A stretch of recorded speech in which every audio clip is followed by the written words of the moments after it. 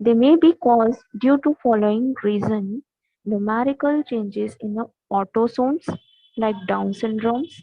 Okay, इसमें changes numerically होता है। न्यूमेरिकली मतलब कि जैसे कि आप गिनती गिन रहे हो या काउंटिंग चीज है, काउंटिंग में दो तीन गलत हो जाती है तो पूरा काउंट खराब हो जाता है ना। अकाउंट के बच्चों को अगर हम पूछेंगे कि यहाँ पे 226 रुपए कहाँ चले गए, तो 226 में जितना उन्होंने प्रॉफिट लगाया वो सब बेकार हो जाता है। ठीक यही यहाँ पर चीज है कि जेनेटिक डिसऑर्डर में जो काउंटिंग होती है जीन्स की, स्पर्म्स की या क्रोमोसोम्स की, वो अगर गलत हो जाए तो वो होती है numerical changes in autosomes genes की, वो होगी Down syndrome. Numerical change in sex chromosomes Turner syndromes and kingfishers syndrome, kingfitter या किंगफिशर है ना।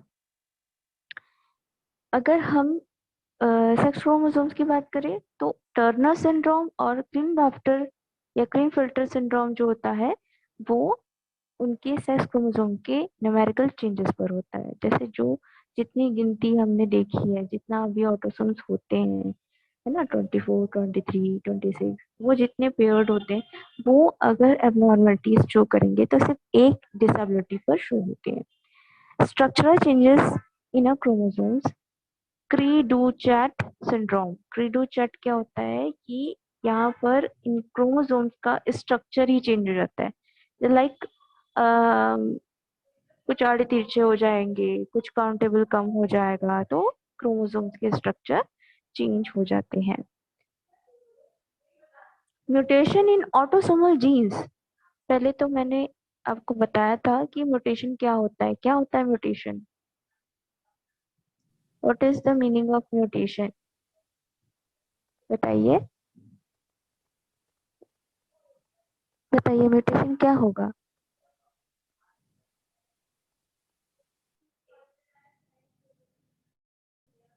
बोलो बेटा।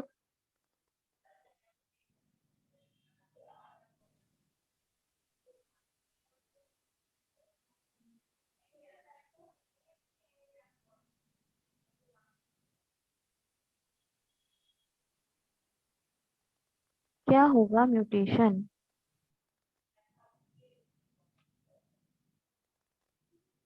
सुहानी।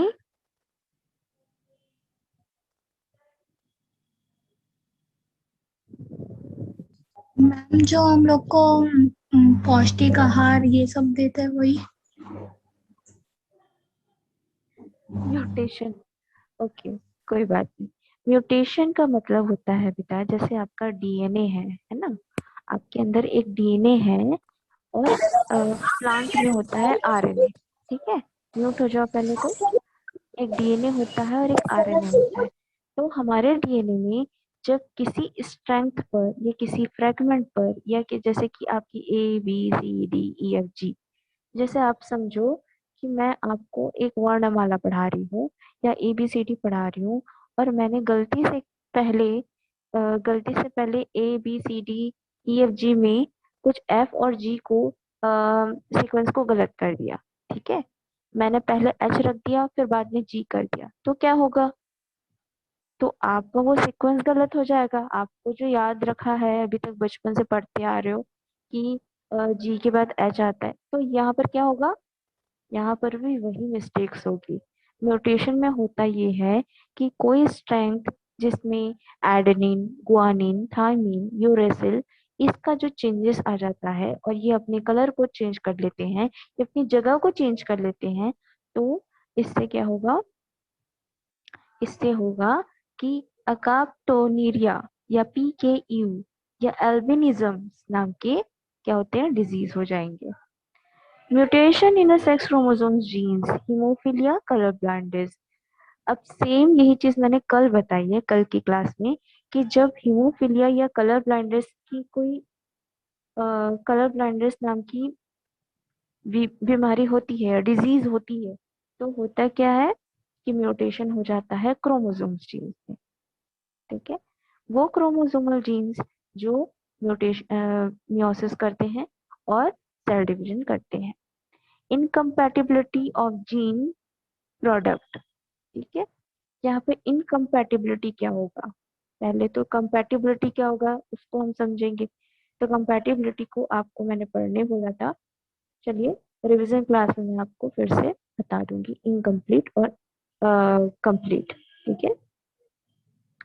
इसके होते ये हैं कि इसके कुछ आरएच फैक्टर होते हैं, जैसे कि हमारी बॉडी में कुछ आरएच फैक्टर या ब्लड ब्लड रिलेटेड फैक्टर हो जाते हैं जो incomplete inheritance of blood groups को शो करते हैं। ठीक है। तो ये सारे जो पॉइंट्स है वो आपको पढ़ने पड़ेंगे। Because of haemophilia, Down syndrome, Klinefelter syndromes, cri du chat, haemophilia, colour blindness, most important. ठीक है। ये कभी ऐसा नहीं हो पाएगा कि ये नहीं आएगा, आता ही है। ठीक है। Very very very important. Genetic disorder due to numerical change in autosomes. Autosomes आपको मालूम है कि 2n इनका मियोसिस डिवीजन होता है। 2n का मतलब जहाँ पर नंबर ऑफ सेल्स की जो संख्या होती है, जो नंबर ऑफ सेल का जो गिनती होती है, जैसे कि एक सेल बना, दो सेल बना, तीन सेल बना, इस तरह से एक बार में कितने डिवीजन होते हैं, एक बार में कितने डिवीजन होंगे, ये हम काउंट करके बताते हैं। तो नंबर ऑफ क्रोमोसोम्स या नंबर ऑफ सेल का जो यहाँ पर देखा जाए, तो characterise by the extra 21st chromosomes. जो 21st क्रोमोसोम्स होते हैं, जैसे कितने पेयर होते हैं, 22, 22। ठीक है। 22 22 का पेयर होता है। अगर किसी में 21 पेयर हो गया, गिनती का कुछ प्रॉब्लम हो गया, एक दो गड़बड़ हो गया या एक दो नहीं रहा, तो क्या होगा, तो होगा डाउन सिंड्रोम। ठीक है। आपको वो चीज नहीं मिलेगी। इसे बनाया था लैन डाउन डाउन ने। लैन डाउन डाउन नाम के एक साइंटिस्ट थे। 1866 में इसको फर्स्टली डिस्क्राइब किए थे। ठीक है। और the person of characterized by the extra 24 chromosomes, does he has 2n plus 1 is equal to 47 chromosomes in this somatic cells। जैसे somatic cells हमारी वो cells जो एक प्लांट बॉडी और एक एनिमल बॉडी में रिक्वायरमेंट लेती है। प्लांट बॉडी एनिमल बॉडी में रिक्वायरमेंट लेती है सोमेटिक सेल्स। वो सोमेटिक सेल्स जो जिससे हम सभी बने होते हैं, उसे कहते हैं सोमेटिक सेल्स। एक सेल की बनती है। Therefore, the person is trisomic in the nature in which 21st chromosomes in find found in a three dose. The syndrome is known as Mongolian idiot। ठीक है। क्या होता है, Mongolian idiot. And the condition is refer as the mongolism and Mongolian आइड्रोक्सिटी। अब यहाँ पर बात आती है कि मंगोलियन क्या होता है ना।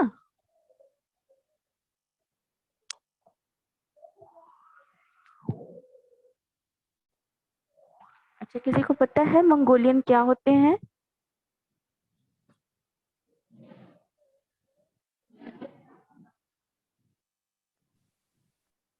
बताइए, किसी को मालूम है मंगोलियन क्या होते हैं, कौन होते हैं मंगोलियन?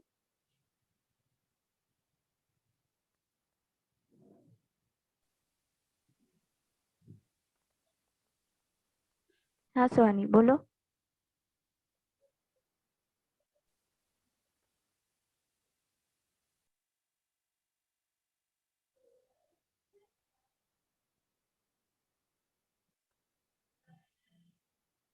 सुहानी, बोलो।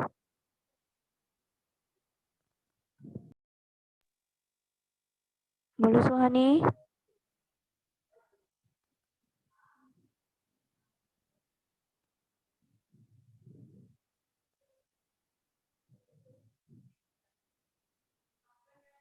मैम, हाँ अभी आ रहा है वॉइस? हाँ, अभी आया। Good afternoon ma'am. Good afternoon बेटा। इतना बोलिए। दिन ना मैं बोल रही आपको वॉइस ही नहीं जा रहा था, मैं बोली था कोई इसलिए मैं बात कुछ नहीं। हाँ बोली। हाँ। मैम, मंगोलियन तो शायद एक कंट्री है ना? मंगोलियन एक कंट्री। हाँ, और बताओ, और कुछ। मैम शायद उनको बोलते होंगे वहां पर जो लोग रहते होंगे, मेरे ख्याल से अगर अगर तो शायद थर्ड जेंडर को बोलते होंगे। थर्ड जेंडर को? मैम बोलिए ना, आप बोलिए ना। चलिए बताऊं मैं फिर, किसी को नहीं पता? Yes ma'am. चलो देखिए, बंदरों की एक जाति होती है जिसे बहुत पहले मंगोलियन मंकी कहा जाता था। ठीक है, कई दशक पहले, कई साल पहले, कई मतलब 100 से ज्यादा साल पहले, या 100 मतलब कई साल पहले, गिनती नहीं है, उसमें एक जाति कही जाती थी जो मंगोलियन मंकी के नाम से जाना जाता था। ये मंगोलियन मंकी ऐसे दिखते थे जिनकी बड़ी बड़ी आईज होती थी, eyelids are oblongate and typical Mongolian type. Mouth is open and lower lip is hanging and tongue is also protruding। जैसे आप उस बच्चे को देखकर जिसके अंदर डाउन सिंड्रोम की जिसके अंदर डाउन सिंड्रोम आ जाता है, बीमारी आ जाती है, वो सेम लाइक स्ट्रक्चर एक मंकी जैसा हो जाता है ना। उसके जो चेहरे होते हैं, उसका जो चेहरा होता है वो आगे से उभरा हुआ होता है, आंखें जो होती है एकदम निकली हुई होती हैं, और नेक इज स्मॉल, गला एकदम छोटा सा होता है, दबा हुआ होता है। palm is broader and a small finger। इसके हाथ भी ऐसे दिखाई देते हैं जैसे एकदम छोटे छोटे हों। ठीक है, नोज इज फ्लैटेड, उसके नोज जो होते हैं फ्लैटेड, मतलब स्प्रेड टाइप के, मतलब चिपटे हुए। और the syndrome is mentally retarded but has normal genitile, however male syndrome are often sterile। हम बोल नहीं सकते कि ये लड़की को होता है लड़के को होता है, बल्कि दोनों ही प्रजाति को होता है ना। तो डाउन सिंड्रोम में जब भी ऑटोसोम्स का न्यूमेरिकली चेंज हो जाता है, कुछ 22 की जगह 21 क्रोमोसोम्स आ जाते हैं, तब क्या होता है, उन्हें डाउन सिंड्रोम कहा जाता है। Very very very important, down syndrome. Okay, आप इसको एक स्पेशली एक नोट बना लीजिए कि होता मैम क्या है। दूसरे पेज का हाँ लिंक भेजो तो। हाँ ठीक है, ओके।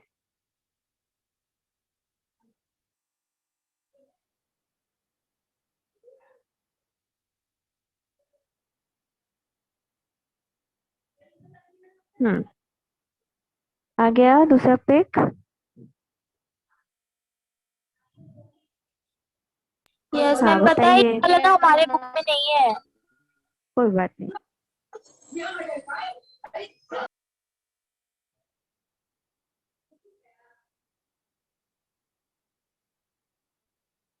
हम्म, तो मंगोलियन के बारे में मैं बता रही थी कि जो जो भी बच्चा मंगोलियन डिजीज या डाउन सिंड्रोम डिजीज से इफेक्टेड होता है, वो क्या करता है, उसका फेस स्ट्रक्चर, उसका हाइट, हेल्थ, लेंथ, हाथ पैर मुंह सब उस प्रजाति के दिखते हैं। मंगोलियन जाति एक मंकी की जाति होती है, जो बहुत जमाने पहले जो जैसे मंकी होते थे वैसे, क्योंकि हम उन्हीं की प्रजाति के बच्चे हैं, मतलब एक बंदर की प्रजाति के हम बच्चे हैं।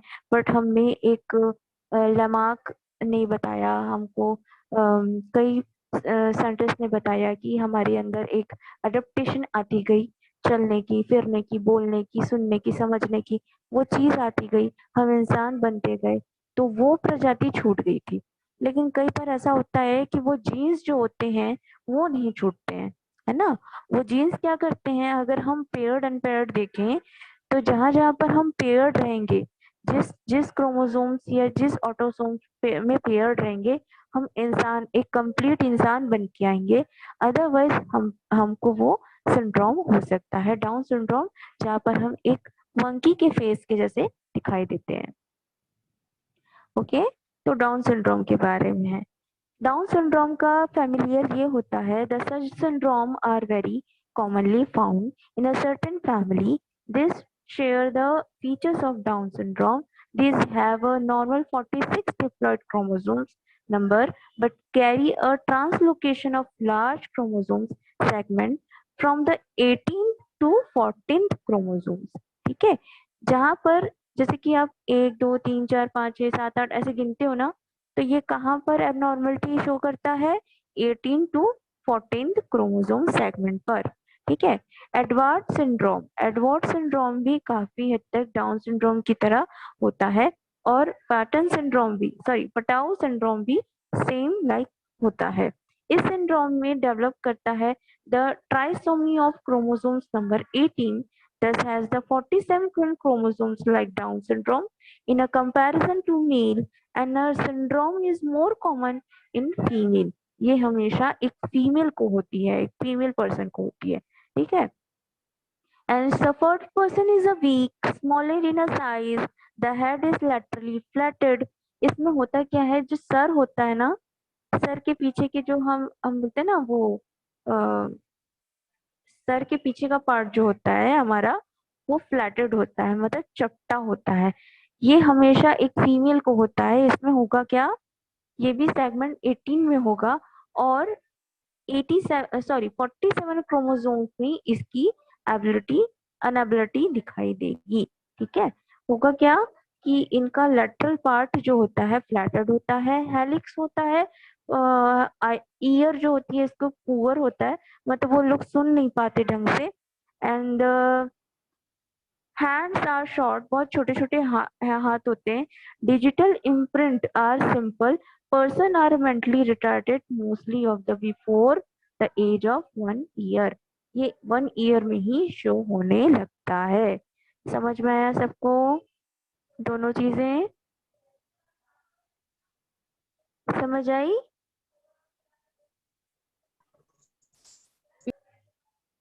हाँ कोनिका बोलो, फिर से बताओ। ओके, एक बार और रिपीट कर देते हैं ना। डाउन सिंड्रोम होता क्या है? डाउन सिंड्रोम एक ऐसा बेसिक नॉलेज अगर हम लेना चाहें तो डाउन सिंड्रोम एक ऐसी बीमारी है जिसमें क्रोमोसोम्स के जो पेयर्ड होते हैं, जैसे 22-22 या 26-26 या 23-23, यहाँ पर क्या करते हैं, वो एबनॉर्मलिटी दिखाते हैं। वहां पर वो पेयर्ड में नहीं होते, किसी में एक पेयर हो जाता है तो किसी में 2 पेयर हो जाता है, जिसकी वजह से जहां पर 22 होना चाहिए वहां पर 21 दिखाई देता है।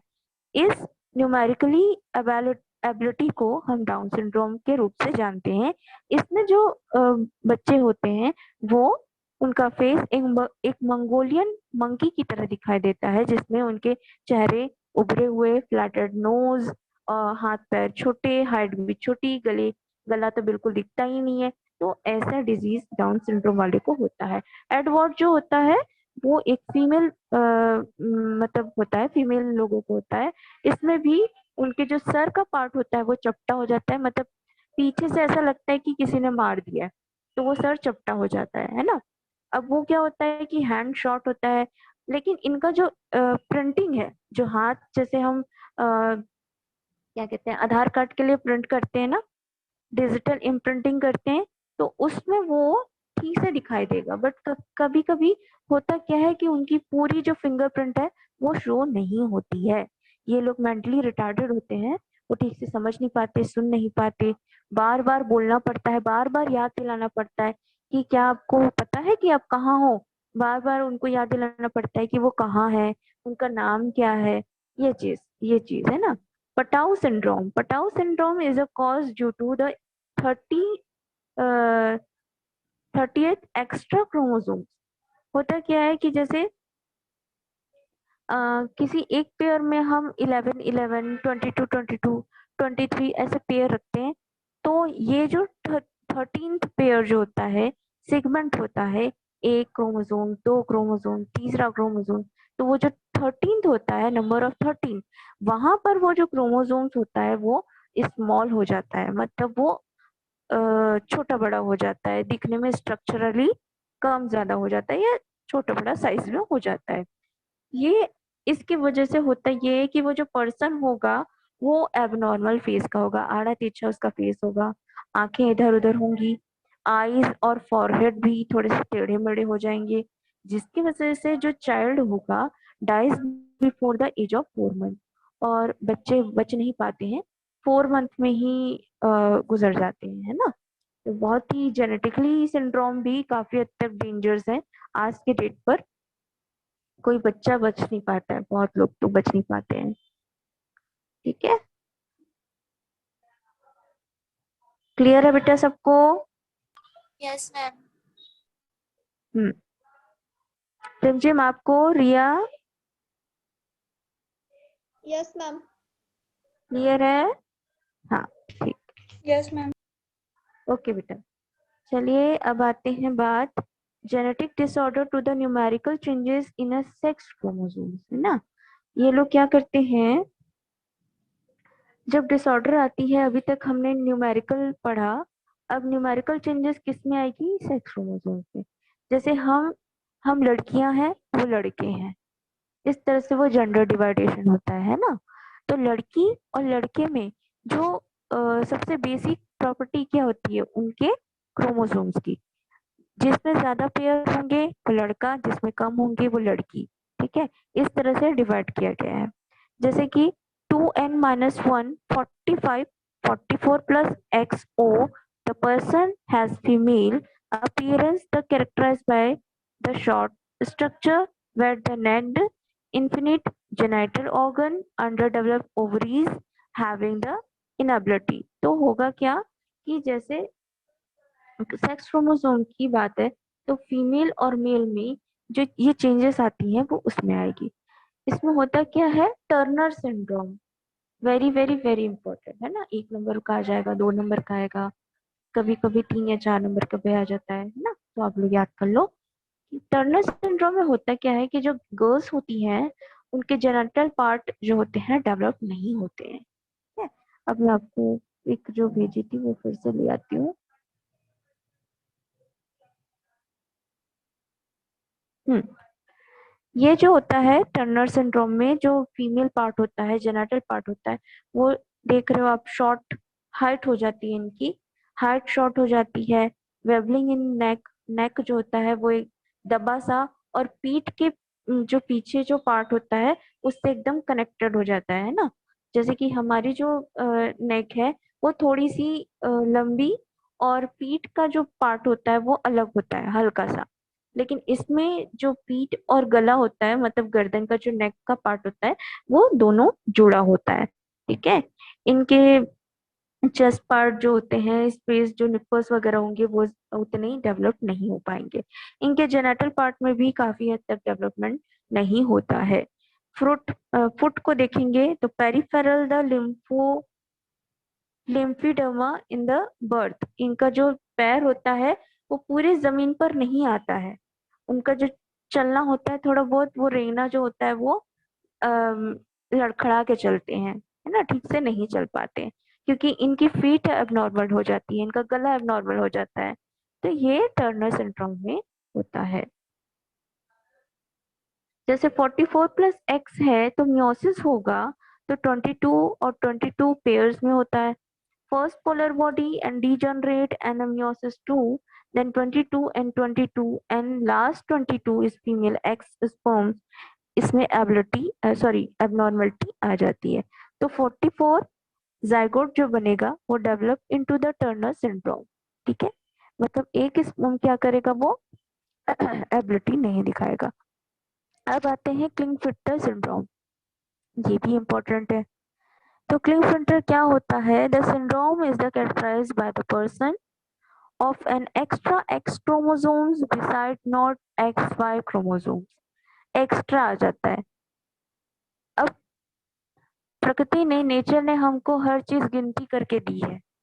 एक दिल है, 2 किडनी है, लंग्स 2 है, एक ब्रेन है, उसमें से कुछ ज्यादा हो जाएगा, 2 किडनी हो जाएगी, 2 की 4 हो जाएगी, तो कहीं ना कहीं वो तो प्रॉब्लम में आ जाएगा। वो जो बच्चा है, जो पर्सन है, वो आएगा ही। अगर जेनेटिकली भी हम हमारे अंदर पेयर्ड में या पेयर जीन्स में कमियां आ जाती है, एक कम हो जाता है या एक ज्यादा हो जाता है, तो भी ये होता है। क्लिंगफिल्टर जो होता है वो एक्स्ट्रा क्रोमोसोम्स आने से हो जाता है। एक्स्ट्रा क्रोमोसोम्स आपका पेयर्ड बनेगा तो क्लिंगफिल्टर सिंड्रोम होगा। ये बेसिकली मेल्स में ज्यादा होता है, और मेल्स में ये चीज क्या है, 47 क्रोमोसोमल ऑर्गेनाइजेशन द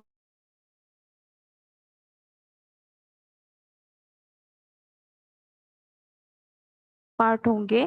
जैसे स्मॉल टेस्टिस होगा, टेंडेंसी ऑफ टॉलनेस होगा, मतलब ज्यादा लंबे नहीं होंगे, और ओबेसिटी होगा, मोटे रहेंगे।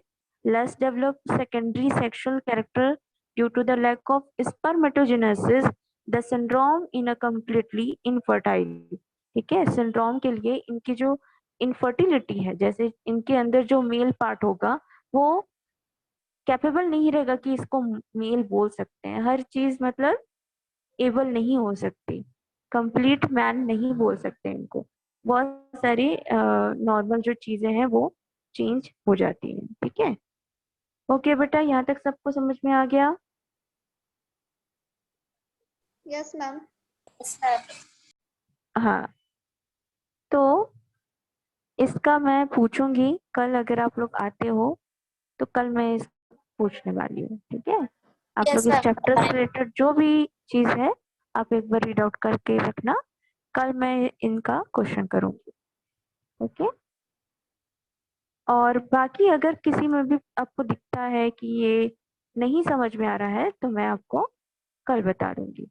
अब आते हैं genetic disorder due to incompatibility of gene produce. ठीक है, पेज नंबर लास्ट है, ABO इनकम्पैटिबिलिटी। क्या होता है ABO इनकम्पैटिबिलिटी?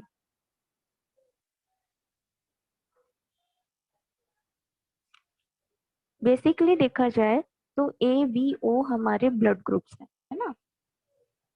ए ग्रुप, बी ग्रुप और ओ ग्रुप में होने वाले जितने भी इनकम्पैटिबिलिटी या चेंजेस ऑफ जीन्स जो हैं जेनेटिक डिसऑर्डर में आते हैं, और इस ब्लड ग्रुप में जो चेंजेस आएंगे उनको ही ABO इनकम्पैटिबिलिटी बोलेंगे। RH factor incompatibility, erythroblastosis for erythroblastofortilis, है ना, ये फीटर्स।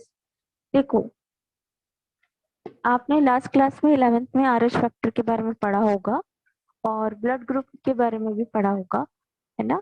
याद होगा कुछ तो बताइएगा कि एंटीजन एंड एंटीबॉडी क्या होते हैं, क्या होते हैं एंटीजन एंड एंटीबॉडी? मैम एकदम जैसे साफ साफ बताया एंटीजन, था। जिसमें ए एंटीजन होता है वो ए ब्लड ग्रुप होता है, जिसमें डी एंटीजन होता है वो बी ब्लड ग्रुप होता है, और जिसमें कोई एंटीजन नहीं होता ना उसमें ओ होता है, और जिसमें ए बी एंटीजन होता है ना उसमें ए बी ब्लड ग्रुप होता है। और एंटीबॉडीज वो एंटीबॉडीज होती है, मतलब कि जैसे कोई बीमारी होगी तो जो एंटीबॉडीज वाइट WBC क्रिएट करता है जिससे हमारी हम्म इम्यूनिटी स्ट्रांग होती है। हम्म ठीक, गुड। मैम आपको पेज भेज दो ना, हमारे बुक में वाले टॉपिक नहीं दिया है। इसके अच्छा, बाद में तुमने क्या किया है, genetic disorder due to mutation in autosomal genes, फिर disorder due to the dominant inheritance trait किया है, जेनेटिक है disorder mutation in sex chromosomes, बहुत सारे है। इसके बाद genetic disorder due to incompatibility of gene है, genetic disorder due to the structural change in chromosomes, ये लास्ट है। हो,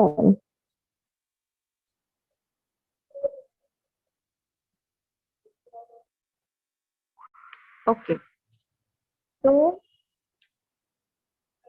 ध्यान से देखो कि ABO पे antigen antibody, agglutination, antigen agglutination, इस तरह से लिखा हुआ है कहीं कहीं पर। Landsteiner of Germany in a 1900, when they could remove the cell from the plasma, he combined the cell with the plasma, the blood taken from different person, and noted the mixing of cell with other person blood was sometimes very smooth and sometimes is very resulted in clumping. Clumping. The last to be discovery the blood group. Now we know that there are the four type of blood group and there is protein layer present is RBCs. This is called antigen and agglutination. Antigen are two types. Blood is person is O group is give blood to group. The same as the blood has antigen and agglutination. AB group is the blood which is both the antigen but no antibody, therefore they can receive blood. So any group, so they are called the universal receptors.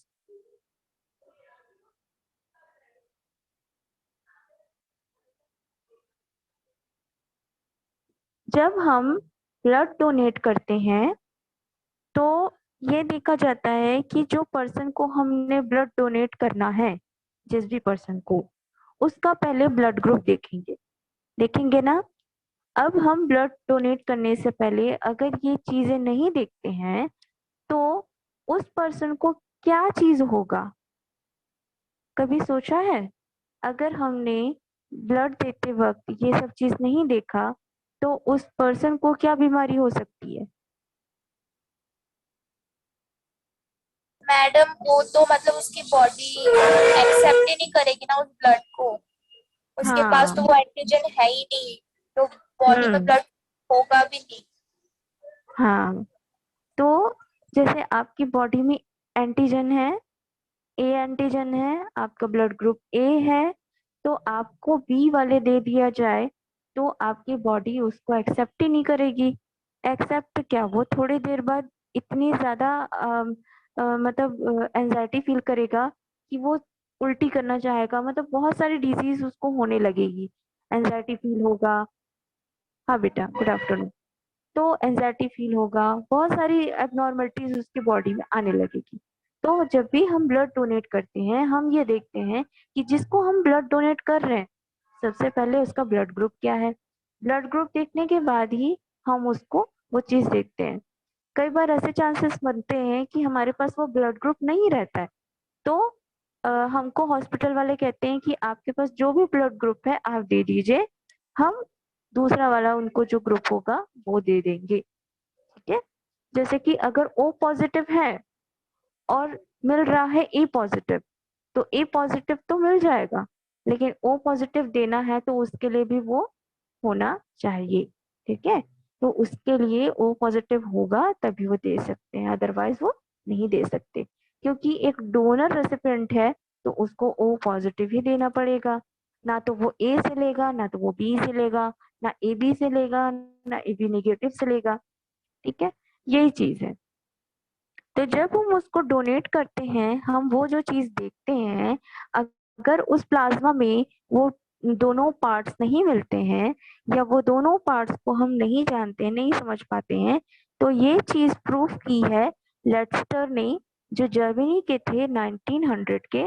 उन्होंने ये बताया कि जब हम किसी cell से या किसी प्लाज्मा से सेल को रिमूव कर देते हैं तो वो कंबाइन कर लेता है with the plasma of blood and taken from different person and the notice that mixing of cell। उसके बाद हम उस सेल को मिक्स कर लेते हैं। तो ये चीज को देखकर साइंटिस्ट ने बताया कि प्लाज्मा में जो सेल प्रेजेंट होते हैं वो एंटीजन एंटीबॉडी जो रिएक्ट करते हैं वो होते हैं, प्लस जो ब्लड ग्रुप में एंटीजन होते हैं वो उसी पर्सन के होते हैं। अगर यहाँ पर कोई भी चीज एब्सेंट होती है तो उसे इनकम्प्लीट माना जाता है। ठीक है,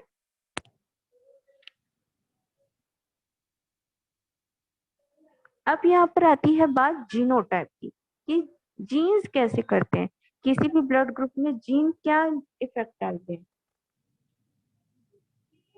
तो जीन इफेक्ट तब डालते हैं जब हमारे पास उस ब्लड ग्रुप की कोई नॉर्मल थिंग्स होगी, कोई चेंजेस होगा। जैसे ब्लड ग्रुप ओ है तो उसके अंदर जीनोटाइप ओ मिलेगा। ठीक है, जीनोटाइप मतलब शो करने वाला जो चीज है, जो शो कर रहा है वो जीनोटाइप ओ मिलेगा। ए है तो ए मिलेगा, बी है तो बी मिलेगा, और ए बी है तो ए बी मिलेगा। ठीक है, चलिए इसको कल पढ़ेंगे बेटा, अभी एक ही पेज बचा है तो कल पढ़ लेंगे। पढ़ के आएंगे आप लोग? ओके। Yes ma'am.